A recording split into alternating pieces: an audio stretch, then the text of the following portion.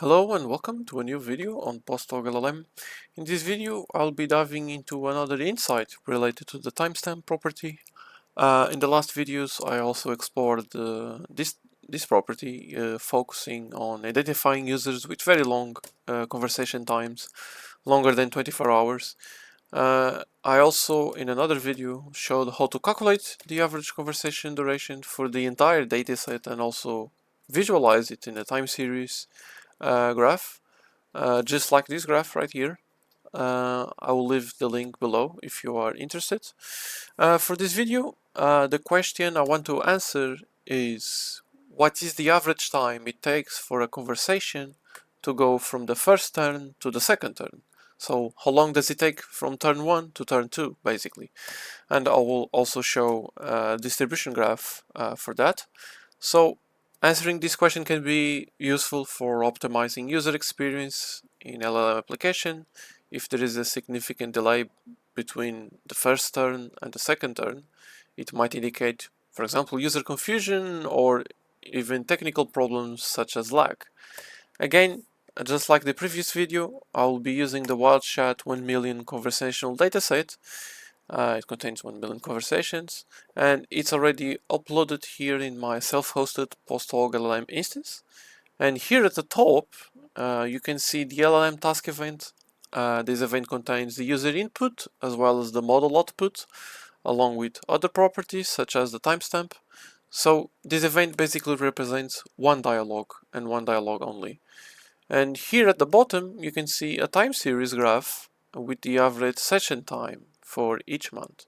Now, to calculate the average time for sessions that transition from one turn to another, so from turn 1 to turn 2, I'll be using the funnel chart here in this tab.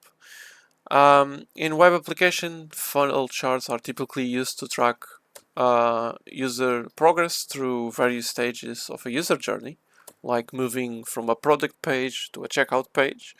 In this case, I will adapt for conversations between the first and second turns.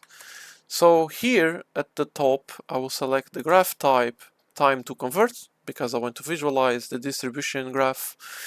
Also, I will only calculate this for 25% of the data. No need to wait that long since this is an example video. So here in the query steps, I will duplicate this event. First I will use the filter to select the first turn. So I have a property here called turn, and I will select the first turn, and then I will duplicate this and change this to turn 2. So every conversation starts on index 1, and the second turn is the second number 2. So it's calculating for 25% of all the users. Just give it, oh, I'm sorry, here, not 14 days, but 14 sessions with a conversion limit of 1 day. And here I can see that 95.2% of conversations take between 1 second and 37 minutes to go from turn 1 to turn 2, and 2.2% are between 37 and 33 seconds and 1 hour and 15 minutes. And the remaining values are a very low percentage, but are able to influence the average time, because here, as you can see, the average time is almost 13 minutes. Seems rather long. So I will change the conversion window limit here to 1 hour only. Let's see conversations that took up until 1 hour to go from turn 1 to turn 2.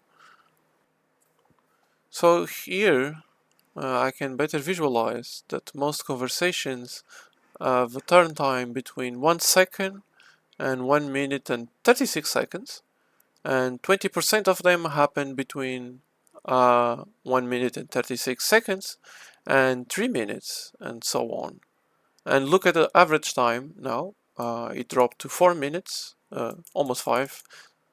Now I will change the conversion limit again to 1 minute and see the distribution for that as well.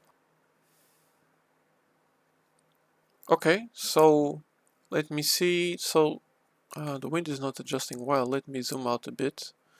So here I can see that conversations with a 1 minute conversion window have a way different pattern from the other two graphs.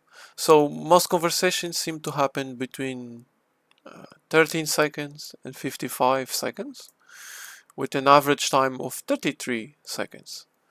Okay, so that's what I want to show you for this video. I hope you enjoyed it and found it interesting. Subscribe for more and see you in the next one. Bye.